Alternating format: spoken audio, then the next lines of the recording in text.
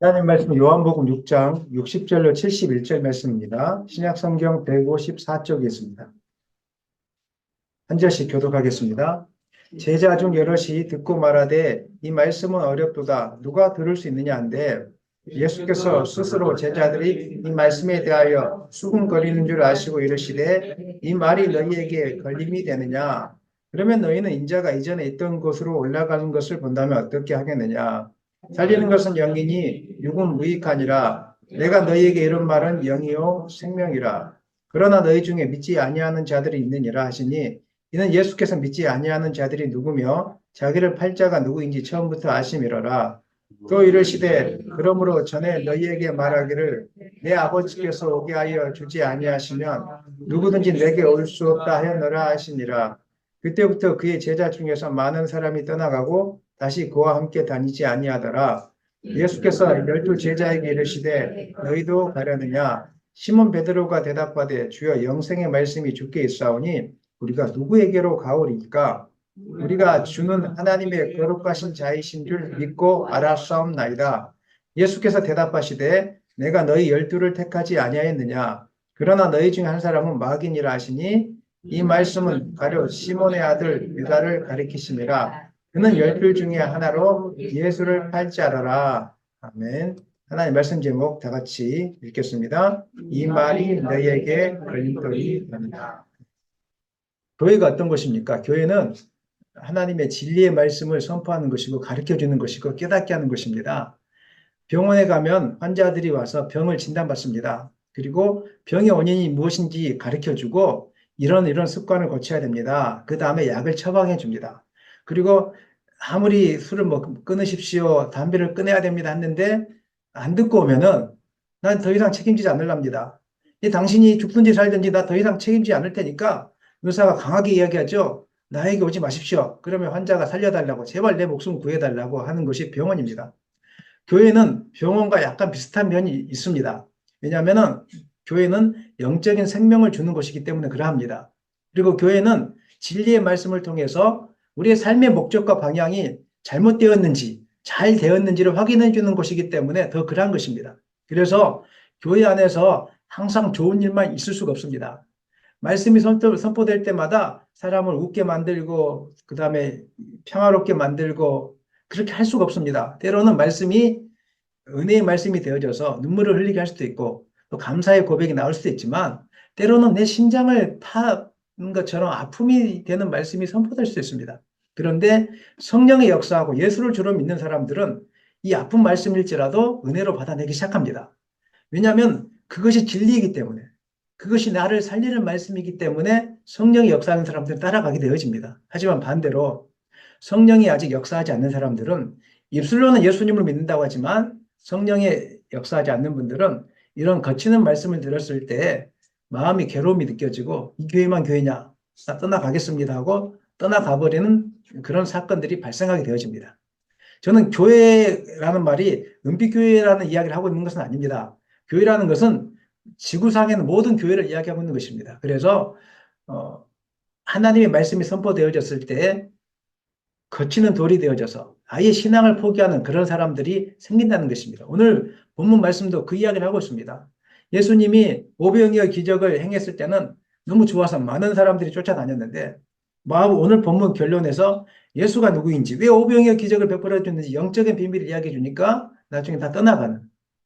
그래서 여러분들이 교회를 바라볼 때마다 혹여나 교회에 성도들이 왔다가 떠나갈 때 우리 교회는 잘못된 교회인가 이렇게 생각하지 않았으면 좋겠습니다. 각자의 은사를 따라 가시는 분도 있을 것이고 아니면은 아직 성령이 임하지 않아서 복음을 깨닫지 못해서 가는 분들도 있습니다. 이거 오고 가고 하는 것이 너무 자연스러운 거기 때문에 항상 모아야 된다는 생각하지 마시고 자연스럽게 우리가 바라보면서 마지막 때를 준비해 가면서 자기 자신의 신앙을 돌아보는 그런 기회로 삼아내시기를 예수님의 이름으로 간절히 축원합니다. 예수님 말씀을 듣고 많은 사람들이 참 어려움을 느꼈습니다. 우리 60절 말씀 한번 같이 읽겠습니다. 60절입니다. 제자 중 여럿이 듣고 말하되 이 말씀은 어렵도다 누가 들을 수 있느냐 한데 예수님께서 지난 시간에 나는 생명의 떡이고 이 떡을 먹는 자는 영원히 살리라 하니까 예수님의 살과 피를 먹어야 한다고 하니까 도저히 이해가 안 됐습니다. 성령이 임하지 않으니까 이해가 안 되죠. 이게 무슨 말인지 이해가 될 수가 없습니다. 하니까 너무 어려웠습니다. 그래서 자기끼리 수군거리기 시작한 것이죠. 이 사람들이 어렵게 느껴졌던 것, 이해가 되지 않았던 것은 첫 번째는 자신이 하늘로부터 내려온 떡이라는 이 사실, 자신들이 그 예수님의 어머니, 아버지가 누구인지 다 알고 있는데, 아니 젊은 청년이 내가 누구인지 알고 있는데 자신이 하늘에서 내려왔다고 하니까 이건 도저히 받아들일 수가 없고 분노하게 만들었죠. 너무 분노하게 만들었어요. 그래서 화가 났던 것입니다. 두 번째, 이분들의 귀에 거슬리게 했던 부분은 예수의 살을 먹고 피를 마셔야 된다. 사실은 이해가 되지 않았을 것 같아요. 이게 뭐냐 도대체 살을 먹고 피를 마셔야 된다니. 성육신하신 예수님과 나중에 대속의 사건을 이야기해 주신 것인데 이게 무슨 뜻인지 모르니까. 하지만 성령의 사람들은요, 무슨 뜻인지 이해는 못 될지라도 예수님 믿으면 되는구나 이 정도는 알고 있었던 것 같아요. 그래서 나중에 보면은 제자들의 믿음이 더 깊어집니다. 하지만 왜 살과 피를 먹어야 돼? 자꾸 이성적인 눈으로 잣대로 바라보고 과학적인 눈으로 자꾸 바라봤던 사람들, 이 사람들은 이해를 못하고 나중에 떠나가는 일들이 생겼다는 것입니다. 구약 성경에는 오실 메시아가 어떤 분이신지에 대해서 다 예언의 말씀을 해주고 있습니다. 이 유대인들도 오실 메시아에 대해서 이미 다 어느 정도는 알고 있었어요. 이런 일을 행할 것입니다. 그런데 왜 안 받아들이고 말씀을 어렵게 느꼈습니까? 관심이 다른 데 있었어요. 이 사람들은 예수를 바라볼 때 적당히 나의 필요를 채워주시는 분으로, 나의 인생을 좀 인도해주는 분으로, 좋은 길로 인도해주는 분으로 그 자리에 머물러 있으지. 왜 굳이 내가 듣고 싶지 않은 말들을 하면서 우리를 괴롭게 합니까? 지금 이야기를 하고 있는 거예요. 내가 당신을 쫓았던 이유는 다른 게 아니라 오병이어의 기적을 일으켜줬을 때 그 맛있는 떡을, 그 다음에 물고기를 많이 먹었던 것처럼 우리가 당신을 따르는 목적은 그런 음식들, 육신의 필요를 계속 채워주라는 거예요. 그런데 어려운 말을 하고 자기를 믿으라고 하고 하늘에서 내려왔다고 하니까 너무 오버하고 있는 거 아니냐. 이렇게 하면서 자기들끼리 수군거리기 시작했다는, 마음이 불쾌하기 시작했다는 것입니다. 사랑하는 여러분, 예수님을 처음 믿을 때 누구든지 먹는 문제와 마시는 문제 때문에 주님 앞에 나옵니다. 우리가 스스로 아무 어려움이 없는 상태에서 주님 앞에 나오진 않습니다. 누구든지 어려움, 몸에 문제가 있든지 아니면 재정에 문제가 있든지 또 진로에 문제가 있든지 이런 문제 때문에 예수님을 알게 되고 만나게 되고 주님 앞에 나오게 되는데, 문제는 신앙이 먹고 마시는 그 상태만 머물게 되면 신앙은 잘하지 않습니다.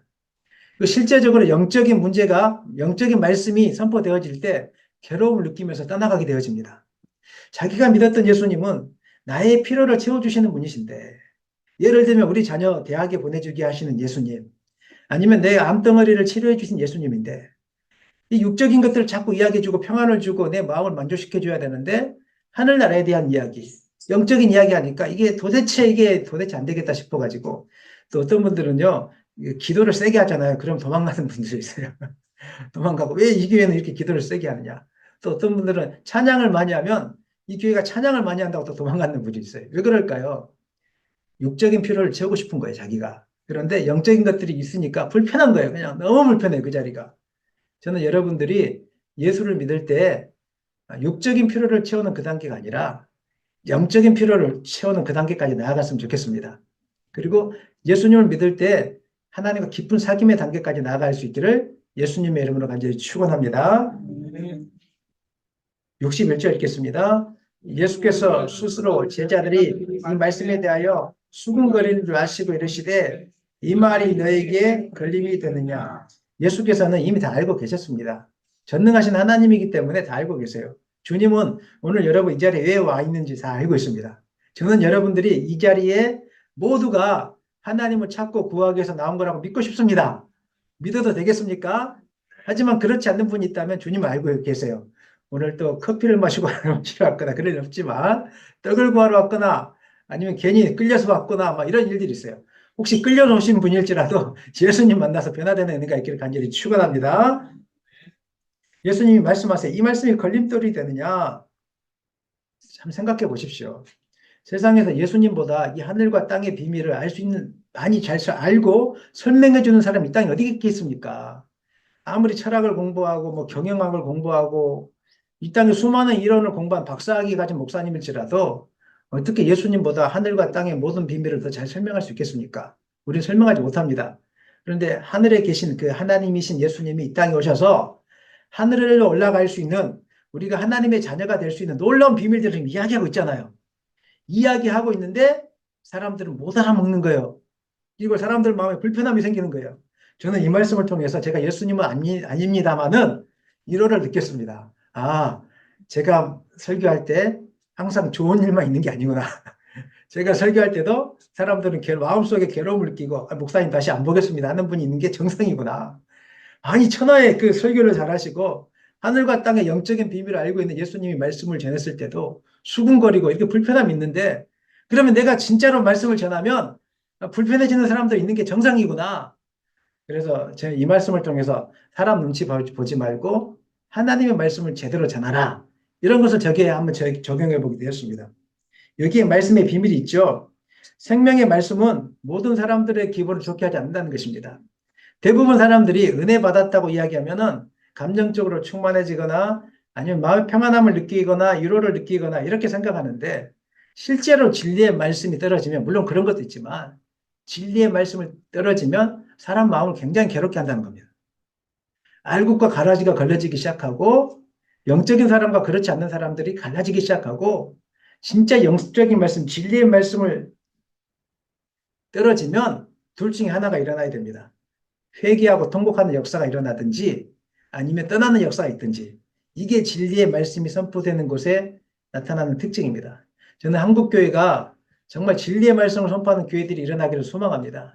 이 땅에 많은 교회들이 있지만 그런 교회들이 일어나기 위해서 성도님들의 말씀을 듣는 태도가 달라져야 됩니다. 우리 교회 말고요. 한국교회 성도님들이 항상 눈물 흘리기를 원하고 위로받기를 원하고 말씀 듣고 나면 뭔가 평안해지기를 원하고 그것만이 말씀이 아니라는 겁니다. 진리의 말씀은 마음을 아프게 해서 힘들게 해서 하나님께로 돌아오게 하는 것. 아, 너 방향이 잘못됐구나. 너 방향이 잘못돼서 돌아와. 이런 단계까지 나아가는 것이 진리의 말씀이라는 것입니다. 사도행전 2장에 보니까 베드로가 복음의 말씀을 전하니까 사람들이 통회하면서 그 가슴이 찢기는 역사가 일어났습니다. 어찌할꼬 막 통회하고 주님 내가 잘못했습니다. 내가 내 욕심을 쫓아갔습니다.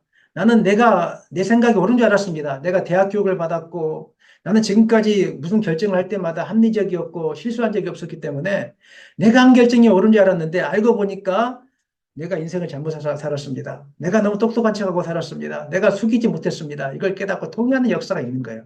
말씀 시간에 그렇게 되기를 소망합니다. 통회하는 뿐만 아니라 통회함을 통해서 아, 예수님이 필요합니다. 이 단계까지 나가는 것입니다. 그리고 성령의 은혜를 갈망하는 것입니다. 그렇게 되기를 간절히 축원합니다. 반면에 진짜 복음이 선포되어지면 예수님을 믿지 않는 사람들은 도망가게 되어집니다. 사도행전 7장에 보니까 스데반 집사가 유대 종교 지도자들에게 예수가 그리스도인 것을 선포합니다. 그러니까 이 사람들이 어떻게 됐습니까? 사도행전 7장 54절 보니까 듣고 마음이 찔렸어요. 동일하게 찔렸는데 듣고 나서 찔렸는데 기도하는 것이 아니라 회개하는 것이 아니라 이를 뻑뻑 갈았습니다. 저 죽여버리겠다. 이를 갈고 죽여버리겠다는 거예요. 이게 진짜 복음의 말씀입니다. 이 말씀을 보면서 오늘 저를 비롯해서 한국교회 목사님들이 사람의 눈치를 보면서 말을 전하는 것, 사람의 기쁨이 되기 위해서 말씀을 전하는 것, 이거는 하나님의 뜻이 아니라는 겁니다. 사람의 기쁨이 아니라 진리이신 그 예수님의 뜻을 그대로 전하는 목사님이 될 수 있도록 여러분 기도해 주시기 바랍니다. 교회 공동체는 그런 거예요. 인간적인 것을 통해서 이루어지고 인간적인 먹을 것을 채워주고 인간적인 것으로 눈물을 흘리게 만들고 그게 주체 교회가 아니라 진리의 말씀을 통해서 제대로 하나님 만나게 해주고 천국에 있음을 선포하고 너 당신들 그렇게 똑바로 안 살면 지옥입니다. 진짜 지옥입니다. 이렇게 깨닫게 해주는 거예요. 이게 바로 진짜로 목사님들이 해야 될 일이라는 것입니다. 이 일에 여러분이 함께 할 수 있도록 기도해 주셨으면 좋겠습니다. 왜 이런 일들? 예수를 믿고 나서 예수님을 통해서 말씀이 선포되는데 왜 사람들은 도망갈까요? 예수님 잘 믿으십시다. 똑바로 믿으십시다 하는데 왜 부담을 느낄까요? 혹시 여러분 예수님 믿으면서 잘 믿으십시다 이런 설교를 들었는데 마음에 좀 부담이 되면서 눈치가 좀 보여지고 이런 적이 있었습니까? 있었을 겁니다. 저도 그런 시절이 있었기 때문에 없다면 거짓말이에요. 안 그런 척 하지 마세요. 없다면 거짓말이에요. 다 그런 때가 있어요. 누구든지. 그런 때가 있단 말이에요. 근데 왜 그럴까? 언제 그런 마음이 드세요? 삶의 목적이 다르기 때문에 그렇죠. 첫 번째가 그 하나님 말씀을 듣고 회개하는 사람들의 특징은 삶의 목적이 오직 예수입니다. 오직 예수를 따라갑니다. 나는 예수를 위해 살겠습니다. 그래서 예수님을 위해서 내가 해야 될 일이 무엇이 있겠습니까?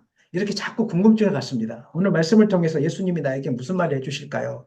궁금증을 갖지만 반대로 삶의 목적이 자기 자신 있는 사람은 예수님이 원하신 뜻이 아니라 자기가 원하는 뜻을 따라 살게 되는 것입니다. 그래서 말씀이 힘든 것이죠. 왜냐하면 일단 그런 사람들의 특징은 육의 것에 대한 관심이거든요. 오직 관심이 어떻게 하면 내가 이 땅에서 성공할까? 어떻게 하면 내가 좀 빨리 이 어려움을 극복할까? 어떻게 하면 그 직장에 취직을 잘할 수 있을까? 어떻게 하면 내가 빨리 결혼할까? 세상 온 관심이 육에 대한 것밖에 없어요. 그런데 교회에 오니까 육에 대한 것이 전부가 아니라 이 세상에 영이 있다. 천국이 있다. 우리 영을 준비하는 삶을 살아야 된다. 이렇게 이야기하니까 답답할 수밖에 없는 것입니다. 육의 것에 관심 있는 사람들은 영의 말씀이 선포되면 튕겨져 나가게 됩니다. 우리 베드로전서 2장 7절 8절 말씀 읽겠습니다. 베드로전서 2장 7절 8절입니다. 그러므로 믿는 너희에게는 보배이나 믿지 아니하는 자에게는 건축자들이 버린 그 돌이 모퉁이의 머리털이 되고 또한 부딪히는 돌과 걸려 넘어지게 하는 아이가 되었다 하였느니라. 그들이 말씀을 순종하지 아니하므로 넘어지나니 이는 그들을 이렇게 정하신 것이라. 건물을 지어 올릴 때 건물이 언제 어떻게 지어졌는지 그 연원리를 기록하고 목적과 이유를 기록하는 돌이 있습니다. 그것을 바로 우리가 이제 머릿돌이라고 이야기하죠. 기초석이라고 이야기도 하는데 원래 이제 모퉁이의 머릿돌은 건축할 때 이스라엘에서 모퉁이의 머릿돌을 세워요. 그게 지금은 우리나라에서는 건축물을 다 세워놓고 마지막 입구 앞에 머릿돌을 세우지 않습니까? 근데 원래 건축할 때는 그렇게 하지 않습니다. 원래 건축할 때는 머릿돌을 먼저 세우고 그 머릿돌에 따라서 건축의 방향이 다 결정되게 되어 있습니다. 그게 바로 머릿돌의 의미였어요. 모퉁이 쪽에 머릿돌을 먼저 세우고 여기를 중심으로 해서 건물이 이제 뻗어나가는 것이 바로 이스라엘 시대의 그 건축의 기본적인 양식이었어요. 이게 이제 머릿돌입니다. 그런데 이제 그리스도는 건축자들이 쓸모없다고 버린 돌과 같았어요. 예수님 오셨을 때 유대인들뿐만 아니라 바리새인들, 종교 지도자들 다 이렇게 예수를 발치하고 멀리 했지 않습니까? 근데 하나님이 예수님을 높여주셔서 영광의 자리에 앉게 하셨어요. 그래서 사람들이 버렸던 그 쓸모없는 돌이 집을 지을 때 가장 중요한 모퉁이의 머릿돌이 되게 하셨다고 이렇게 이야기하고 있습니다.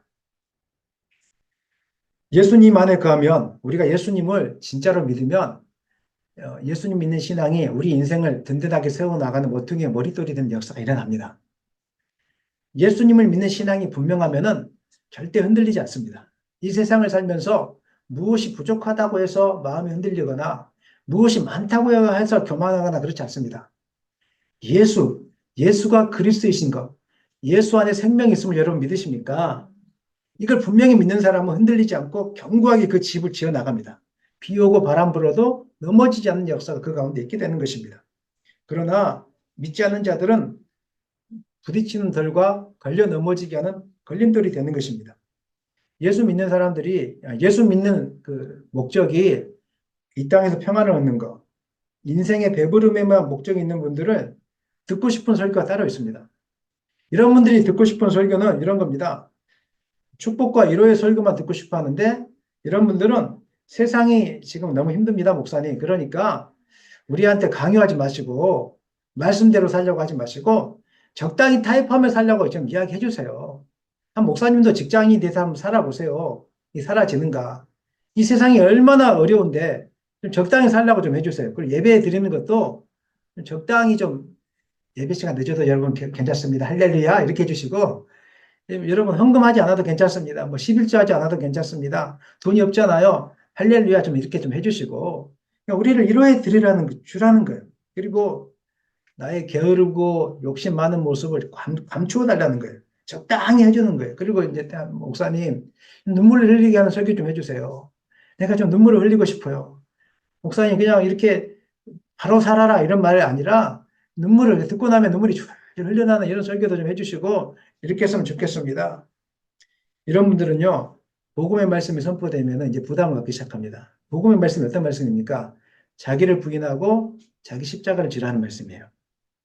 예수를 믿고 나면은 자기를 부인하고 자기 십자가를 지고 따라오라고 하니까 힘든 거예요. 아니, 예수 믿으면 오병이어 기적을 통해서 먹을 것도 주고 우리에게 만족을 주고 위로를 줘야 되는데, 아니, 예수 믿으니까 무슨 자기를 부인하라고 욕심을 버리라고 그렇게 이야기하고 고난 가운데 들어가라고 이야기하고, 이건 무슨 말입니까? 난 못하겠습니다. 왜 자꾸 그런 말만 하십니까? 사랑하는 여러분, 복음은 좋은 것이지만은 복음을 취하기 위해서는 먼저 넘어야 될 것이 있습니다. 그것은 나의 죄가 내가 얼마나 추악한 것인가를 인정하고 회개하는 그 단계를 넘어가야 됩니다. 세례 요한이 세례 줄 때 회개하라고 했지 않습니까?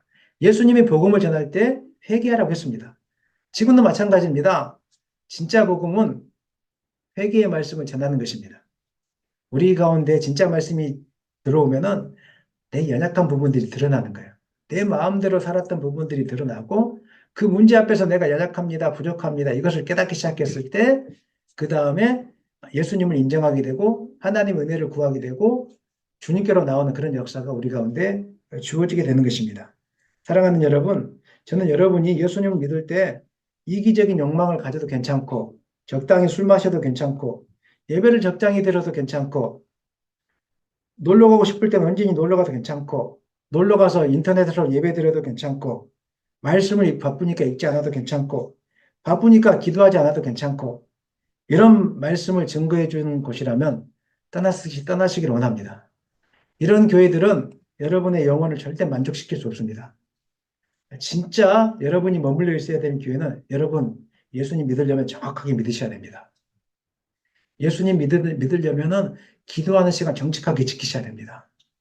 하나님 앞에 예물 드리는 걸 정직하게 하셔야 됩니다. 거짓된 삶을 살지 말아야 됩니다.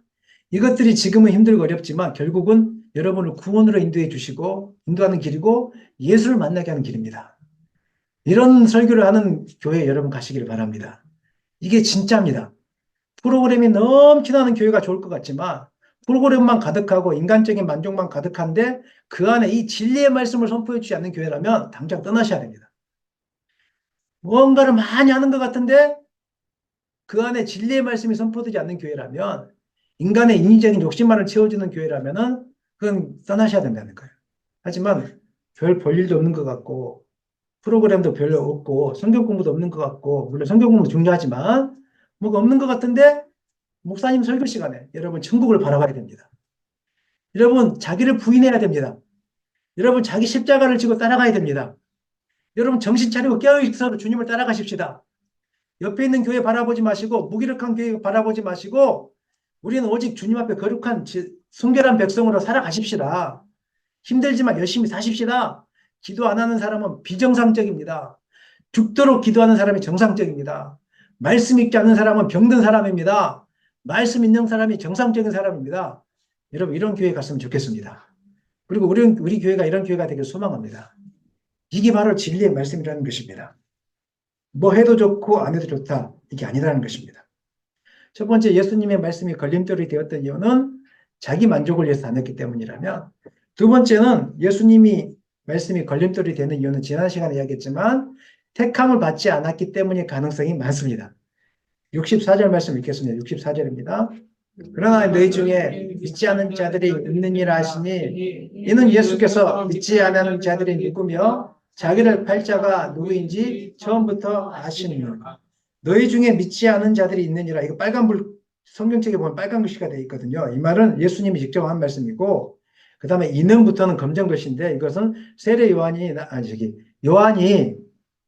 사도 요한이 나중에 예수님이 십자가에 못 박히고 부활한 걸 다 경험하고 나서 그때 예수님께서 이런 것을 알고 계셨구나 라고 깨닫고 이제 해석으로 적어 놓은 거예요. 예수님은 어떤 사람이 말씀을 듣고 튕겨 나가는지를 알았어요. 성경에도 말씀해 주셨지만은 65절 한번 읽겠습니다. 65절 읽겠습니다. 또 이르시되 그러므로 전에 너희에게 말하기를 내 아버지께서 오게 하여 주지 아니하시면 누구든지 내게 올 수 없다 하였노라 하시니라. 요한복음 6장 37절이나 46절의 말씀에서 동일하게 반복된 말씀인데 하나님이 선택하지 않는 백성은 말씀을 들으면 튕겨 나갑니다. 우리는 제가 선택에 대해서 예정에 대해서 이야기하니까 목사님 어차피 하나님이 선택할 사람을 믿는다면 저는 이제 그럼 가만히 있으면 되겠네요. 이건 선택과 예정에 대해서 잘못 이해하고 있는 거예요. 자기가 심판자가 되어져서 마치 그냥 관망하듯이 다른 사람을 평가하듯이 적용하는 게 선택과 예정이 아니라 하나님께서 나를 부를 사건에 대해서 교만하지 말라고. 나를 불러주신 사건이 나의 노력이나 의지로 된 것이 아니라 하나님께서 나를 선택해 주셨기 때문에 내가 예수님을 믿게 된 자기에게 적용하는 겁니다. 이 선택과 예정의 은혜는 자기에게 적용하는 것이지 옆 사람에게 적용하고 저 앞에 적용하고 왜 저 사람은 안 되는 거예요. 이렇게 하는 것이 아니라 이 선택의 은혜는 나에게 적용하는 거예요. 이 구원의 은혜가 얼마나 큰 것인지 깨닫기 하기 위해서 적용되는 은혜가 예정의 은혜고 선택의 은혜예요. 만약에 여러분들 하나님이 선택해 주지 않았다면 어떻게 될 뻔하셨어요? 지옥에 가야 되잖아요. 하나님이 오늘 불러주지 않았다면 어떻게 될 뻔하셨어요? 오늘 말씀을 듣지 못하고 세상 사람들이 원하는 그런 곳에 가서 놀러 가면서 그게 좋은 것인 줄 알고 헛된 시간을 다 보냈을 거 아니에요. 그런데 하나님이 선택해 주셨기 때문에 헛된 시간 보내지 않고 이 자리에 나온 걸 믿으시기 바랍니다. 누가 그렇게 해주신 거라고요? 하나님께서 그렇게 해주신 거예요. 그래서 선택이나 예정설은 다른 사람에게 적용하는 게 아니라 나에게 적용해서 야, 나 같은 죄인이 하나님의 부르심과 선택하심으로 내가 구원받는 백성이 되었구나. 이 은혜를 깨닫는 사람, 하나님이 선택해 준 사람은 어떤 말씀이 들려주든지 그 말씀을 은혜로 받습니다. 이분들은요, 말씀이 어렵든지 쉽든지 이게 중요한 게 아니에요. 예배 시간에 나와서 앉아있는 게 감사해요. 그리고 기도 시간에 나와서 앉아있는 게 감사해요. 그냥 어떤 말씀이든지 날마다 듣는 게 감사한 거예요. 사랑하는 여러분, 여러분들은 하나님이 선택한 백성인 줄 믿으시기 바랍니다. 그래서 말씀이 튕겨 나가는 것이 아니라 이 말씀이 나에게 살이 되고 피가 되는 은혜가 있기를 예수님의 이름으로 간절히 축원합니다. 예수님께서는 예수님이 전한 말씀이 이해가 안 된다는 이유로 믿기를 거부하는 사람들에게 아주 중요한 말씀을 선포하시는데 62절 한번 읽겠습니다. 62절입니다. 그러면 너희는 인자가 이전에 있던 곳으로 올라가시는 것을 본다면 어떻게 하겠느냐. 이 말씀은 첫 번째 질문에 대한 의문에 대한 답이에요. 첫 번째 의문이 무엇이었습니까? 유대인들이 가졌던 첫 번째 의문은 예수님이 하늘로부터 내려왔다는 것에 대해서 아주 괘씸하게 여겼거든요. 내가 당신의 부모를 아는데 왜 당신이 하늘에서 내려왔냐. 그게 괘씸죄였어요. 아주 괘씸했어요. 그런데 예수님이 대답해 주시는 거예요.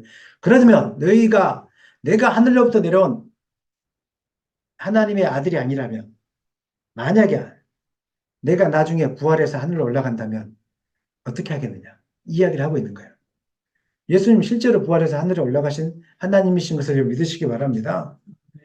성경 말씀은 이렇게 이야기하고 있어요. 히브리서 11장 6절 말씀에 읽겠습니다. 믿음이 없이는 하나님을 기쁘시게 하지 못하나니 하나님께 나아가는 자는 반드시 그가 계신 것과 또한 그가 자기를 찾는 자들에게 상 주시는 이심을 믿어야 할지니라. 하나님 앞에 나아갈 때 중요한 것은 하나님의 살아계심을 분명하게 믿는 것입니다. 예수님이 독생하신 하나님의 아들이라는 사실을 믿는 것입니다. 이걸 믿지 않으면 어떤 말씀이 선포되어져도 귀에 들리지 않는 거예요. 안 믿으려고 하는 사람에게 무슨 말을 해주어도 안 믿습니다. 하나님의 실제하신 역사에 대해서 이야기해줘도 안 믿습니다. 안 믿으려고 하니까. 하지만 믿으려고 하는 사람에게는 조그만 거라도 그 속에서 하나님의 살아계심을 보게 되는 것입니다. 저희 교회에는 하나님의 살아계신 증거들이 너무너무 많습니다. 눈을 들고 한번 봐보십시오. 여러분, 이 텔레비전을 보면서 하나님의 살아계심이 깨달아지세요? 해야 되는데 정상적인데. 이 강대상을 보면서 하나님의 살아계심이 깨달아지세요? 무슨 이야기를 하려고 하는지 좀 짐작이 가셔야 될 텐데. 저기 피아노를 보면서 하나님의 살아계심이 실제하심이 깨달아지세요? 아멘이라고 한번 해주세요. 무슨 말입니까? 제 돈으로 산 게 아니에요. 우리 교회가 준비한 게 아니에요. 기도만 했는데 하나님이 다른 사람들을 통해서 다 갖다가 놓으신 것들이 다 이런 것들이에요. 우리 교회는 어느 것 하나 우리 것으로 한 게 하나도 없어요. 그냥 다 기도했을 뿐인데 하나님께서 그 순간순간에 하나님이 세워주신 거예요. 믿으려고 한 사람에게는 이게 다 은혜가 돼요. 근데 안 믿으려고 한 사람에게는 뭐라고 하는 줄 아세요? 우연의 일치입니다. 이렇게 이야기하는 거예요. 그냥 어쩌다가 그렇게 된 거지, 되는 거예요. 그렇게 해석하는 거예요. 해석하려고 하니까 그렇게 보여지는 것이죠. 그래서 누구든지 안 믿으려고 하는 사람에는요, 안 믿어지는 거예요. 하나님께서는 우리에게 천국과 지옥이 있다는 것을 어떻게 깨닫게 해주셨죠? 보여주셨죠? 성경에는 뭐라고 이야기하고 있습니까? 양심에다가 심어놨다고 이야기하고 있어요. 우리 양심의 마음판에다가 하나님이 살아계신 것, 천국과 지옥 있는 걸 다 심어 놓으셨어요. 그래서 하나님 안 믿는 사람도 천국과 지옥 있는 것은 그냥 간음적으로 알고 있어요. 인정하기 싫을 뿐이지. 하나님 안 믿는 사람도 뭔지는 모르겠지만 조물주가 있다는 것은 다 말하고 있어요. 드라마나 영화 보면 다 알잖아요. 그렇게 나와 있잖아요. 영화를 보면은 다 그런 영화를 만들잖아요. 그런데 무엇입니까? 안 믿으려고 하니까 우연이라고 이야기하는 것이고, 안 믿으려고 하니까 이상한 것들을 만들어내기 시작하는. 안 믿으려고 하면은요, 그 마음의 생각이 허망해지고 어두워지기 시작해요. 그래서 실제를 바라보지 못하고 이상한 것들을 자꾸 만들어내기 시작하는데, 로마서에 보니까 사람들은 스스로 지혜롭다고 하지만 하나님을 인정하지 않는 사람들은 지혜와 전혀 반대되는 길을 가고 있다는 것을 우리가 보게 되어집니다.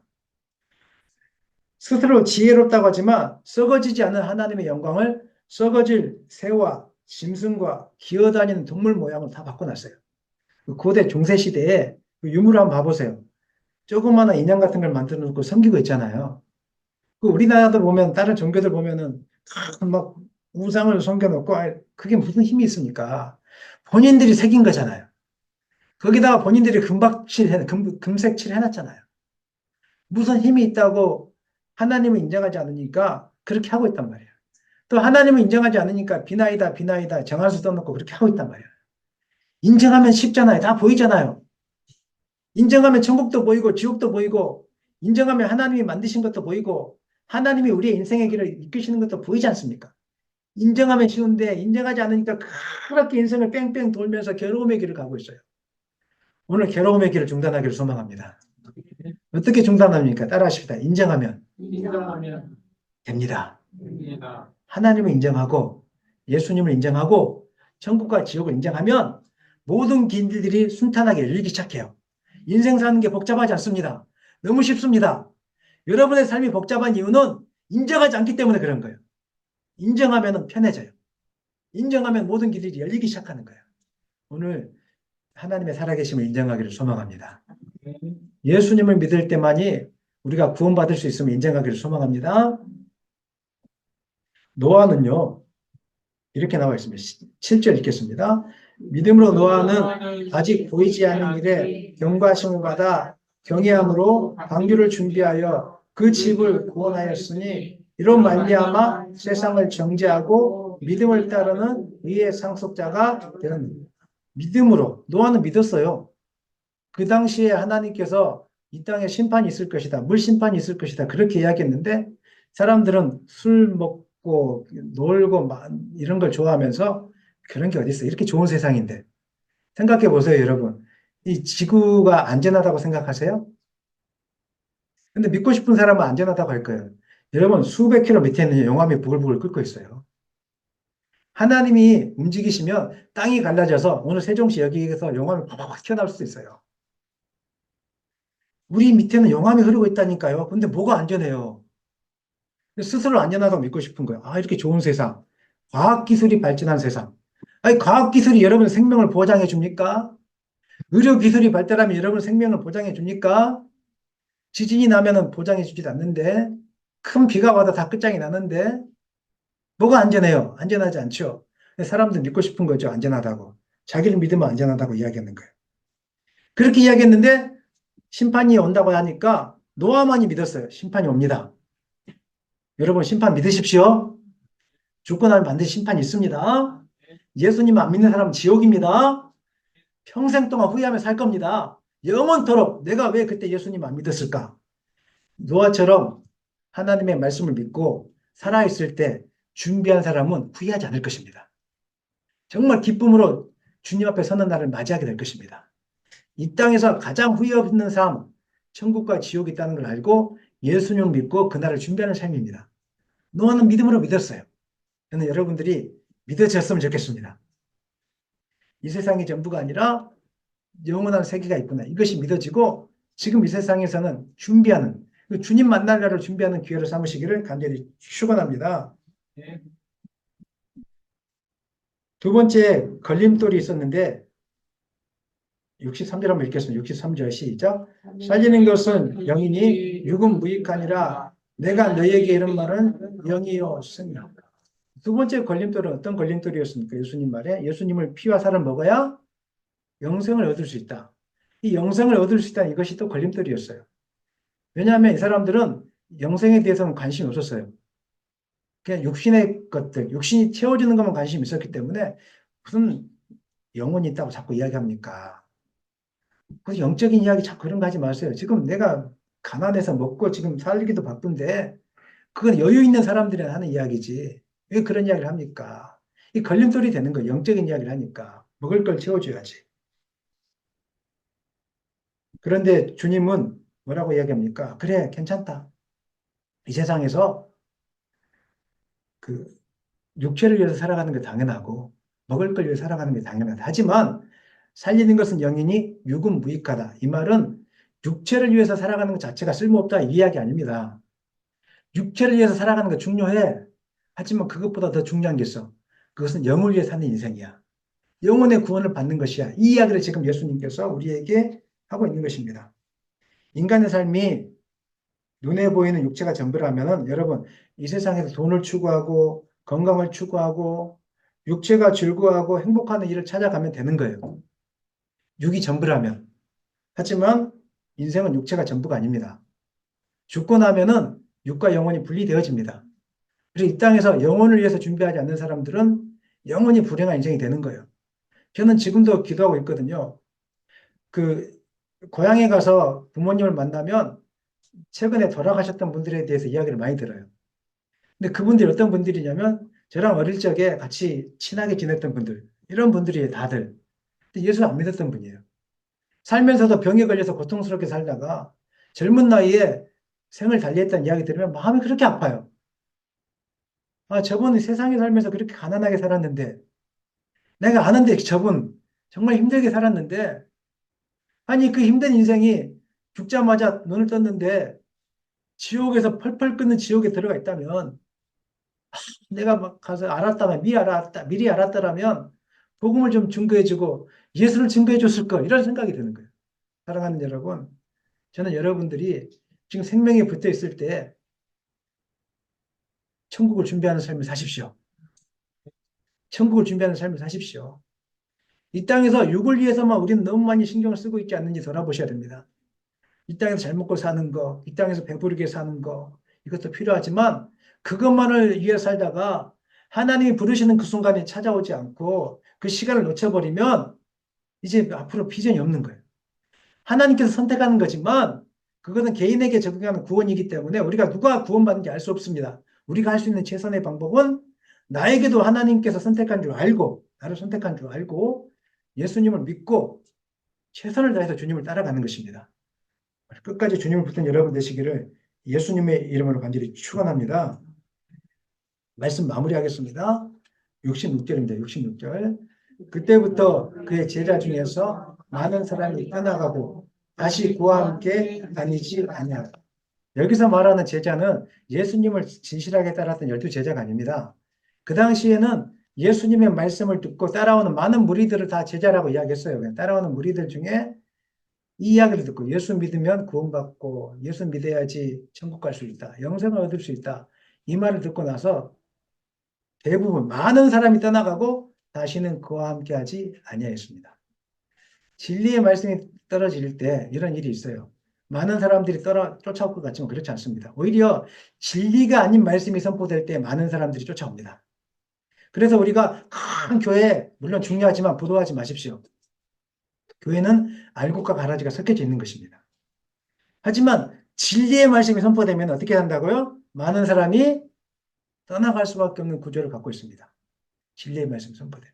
많은 사람이 떠나갔어요. 하지만 반대로 진리의 말씀이 선포되면 성령이 충만하고 예수를 잘 믿는 사람은 어떻게 됩니까? 믿음이 더 깊어집니다. 67절 읽어보겠습니다. 예수께서 12제자에게 이르시되 너희도 가려느냐? 시몬 베드로가 대답하되 주여 명생의 말씀이 주께 있사오니 우리가 누구에게로 가오를까? 우리가 주는 하나님의 거룩하신 자인 줄 믿고 알았사옵나이다. 베드로가 대표해서 말을 해준 거예요. 제자들을 대신해서 말을 해준 건데 뭐라고 이야기합니까? 너도 떠나겠느냐? 너희들도 떠나겠느냐 하시니까 주님이 뭐라고 합니까? 아니, 제자들이 뭐라고 합니까? 주는 하나님의 거룩하신 줄 믿고 알았습니다. 생명의 말씀이 떨어지니까 떠나가는 사람 많았지만 그럼에도 불구하고 그 안에 천국의 구원의 선물을 갖고 있는 하나님이 누구이신지 깨닫게 되는 그 믿음이 더 깊어지는 제자들이 그 가운데 존재했다는 것입니다. 사랑하는 여러분, 예수의 세상에 어떤 것도 우리에게 소망을 줄 수 없다는 이 사실을 기억하시기를 바랍니다. 오직 예수 안에 구원이 있고 예수 안에 생명이 있고 예수 안에 우리의 삶의 목적이 있는 것입니다.